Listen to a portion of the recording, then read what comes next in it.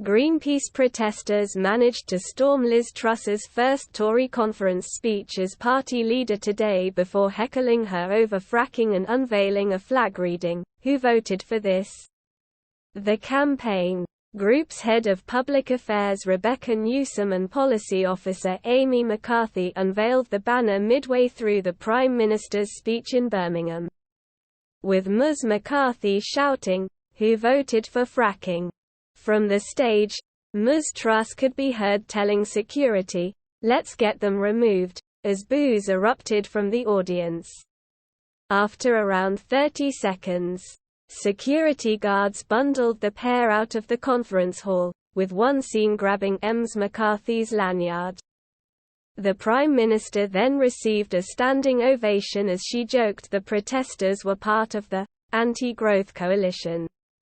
The new PM has infuriated Green activists by lifting a moratorium on fracking in place under Boris Johnson, along with backing new North Sea oil and gas extraction.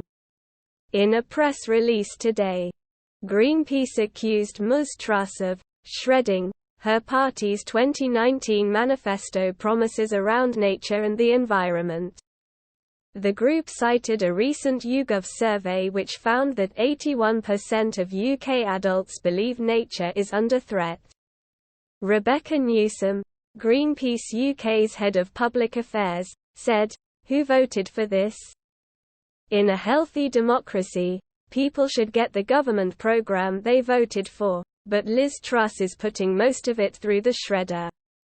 People voted for strong action on climate, a fracking moratorium, world-leading environmental protections, and tackling poverty and inequality.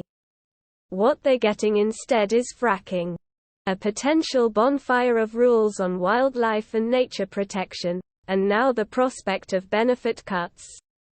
Earlier this week, Jacob Rees-Mogg dismissed the idea of local referendums to gauge support to allow fracking to go ahead, as the Energy Secretary backed drilling in his garden.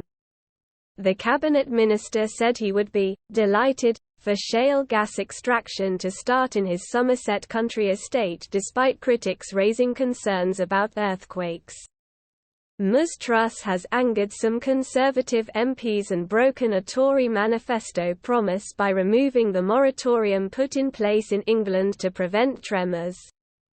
The Prime Minister has vowed to only approve fracking in areas where it is backed by surrounding communities but has so far not set out any details.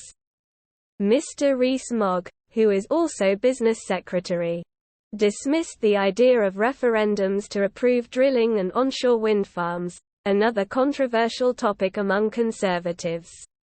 Giving his thoughts at the Tory conference, he said companies could go around door to door, as politicians do in elections to gauge support. Then they have to go around to an identifiable community, and if they get 50% plus one in favour, then they should be able to go ahead, he told a Telegraph event.